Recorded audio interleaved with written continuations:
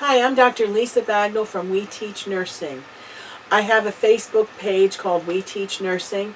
Please come and join me and send me a friend request, especially if you have a question. Today I'm going to talk to you about ventricular dysrhythmias. Just like in all the other videos that I have posted so far, we're still going to use that same formula. Is the rate normal, slow, or fast? Is it regular or irregular? Are there P waves, and if there are, is there one for every QRS complex? And if so, what is the PR interval? And for those that have a PR interval before the QRS complex, make sure you measure that and that it's normal, which is 0.12 to 0.20 seconds or 3 to 5 boxes. Is the QRS complex narrow or wide? Less than 0.12 is narrow. Are there T waves? Are they normal? Do they begin and return to the baseline? And what is the QT interval? Beginning of the QRS complex to the end of the ST segment. That would should be less than 0.50 seconds in length, or less than 13 boxes in length, or width rather. So in this case here, are we normal, slow, or fast? 1, 2, 3, 4, 5, 6, 7, 8, 9. We are normal. Is it regular or irregular? And again, I don't think you would need a pair of calipers or that piece of paper we talked about in the other videos where you take it underneath the QRS complexes and you mark a line and then you march it out to see that this is truly irregular. Are there P waves? And yes, there are P waves for some of those QRS complexes. And for the QRS complexes that are narrow, there is a P wave. And for the complexes that do not have a P wave, the QRS complex is wide and it comes early. And so in this case, we have sinus rhythm with premature ventricular contractions. Now PVCs are always have a complex that is wide because the complex itself originates in the ventricles. And because it doesn't go along the normal conduction pathway in the ventricles, it is slower than normal. And that's what produces this wide QRS looking complex. Many oftentimes with PVCs, they are either opposite of the QRS complex in their deflection or reflection, and the ST segment is opposite that of the QRS complex. That's normal. There's also a compensatory pause. That means a pause between the abnormal beat and the beat that follows. In this case, because there is a PVC every other beat, we call this normal sinus rhythm with ventricular bigeminy. That means every other beat. If we had two normal complexes and then an early one such as this, and it followed through in a pattern, we would call that normal sinus rhythm with ventricular trigeminy. And if it was every fourth beat, it would be quadrigeminy. Notice how these PVCs all look the same. That means they are unifocal, or coming from one area in the ventricle. These tend to be more benign than those that come from different parts of the ventricle, which we'll show you in the next slide. When we have two PVCs in a row, we call that a couplet or couple. Ventricular tachycardia is 3 or more PVCs in a row. This would be a short run of ventricular tachycardia, or VTAC, because it ends abruptly. In this case here, again, you're going to use that same formula, and when you do, you'll find that for the normal beats, the intervals are normal.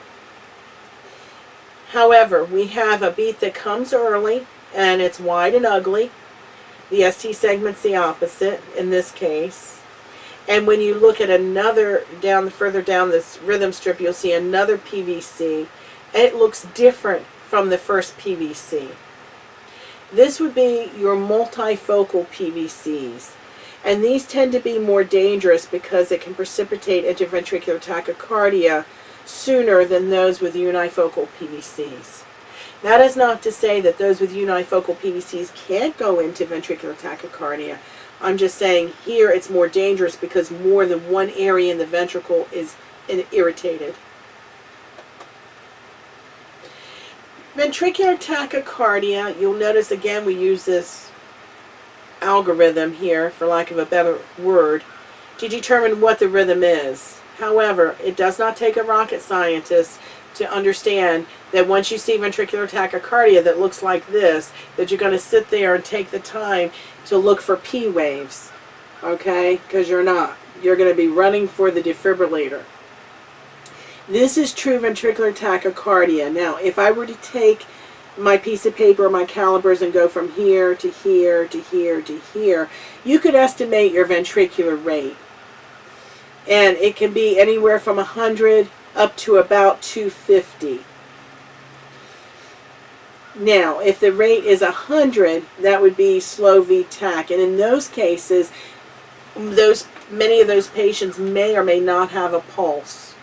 And so with the advanced cardiac life support algorithms, treatment, just like everything else, is based upon a patient's stability and clinical presentation.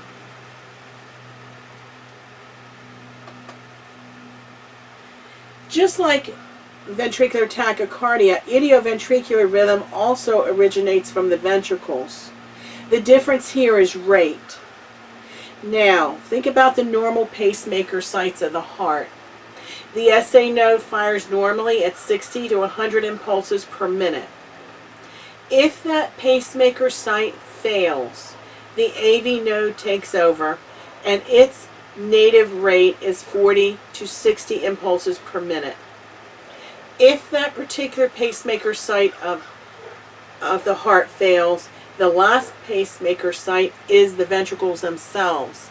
They produce an impulse, if everything else fails, of 20 to 40 impulses per minute. Notice that the rate here is 40. There are no P waves, and these QRS complexes are wide, so we know that they originate from the ventricles. This is a definition of idioventricular rhythm.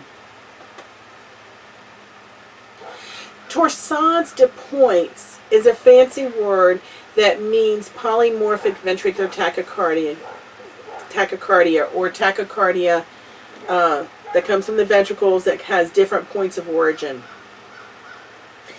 And it often looks like V-tach, V-fib, V-tach, V-fib. You'll notice that it looks very different than the initial ventricular tachycardia rhythm strip. This is important to include because if you remember in my very first dysrhythmia PowerPoint, I talked about that QT interval as being important to assess, and that patients that have a QT interval greater than 0.50 seconds were predisposed to sudden death, V-fib, or in this case, torsades de pointes. That is why it's important to look at the QT interval. But it is not the only thing that can cause torsades. A low magnesium, an acute MI, acute pulmonary embolism, congestive heart failure, all of these things can cause torsades. Also, various antidysrhythmic drugs such as amiodarone, quinidine can also cause a lengthened QT interval and precipitate into torsades de pointes. And again, this is treated upon the patient's level of stability. It's been my experience, though, that most patients with torsades do not have a pulse, and therefore defibrillation is a priority, and if you don't have a defibrillator readily available, CPR. Ventricular fibrillation is known as sudden death. It's quivering of the ventricles, and it looks just like this. Again, if you saw this on the rhythm strip, you would not stop and take your calipers out and try to look for P waves and QRS complexes. This is a pretty classic presentation of ventricular fibrillation. You would, however, check your patient to make sure all leads are attached and that they did not have a pulse, because no one in ventricular fibrillation will have a pulse. Again, defibrillation, early defibrillation in particular, and CPR is a priority. Ventricular standstill, that's known as asystole or flatline. Now, there are two kinds. One is where you have P waves and nothing else, and the other is a true, sometimes a wavy, just, kind of up and down, flat line. The priority in that, of course, is CPR and intubation, as well as certain medications. Very few people that go into asystole survive. That is the most lethal dysrhythmia, bar none.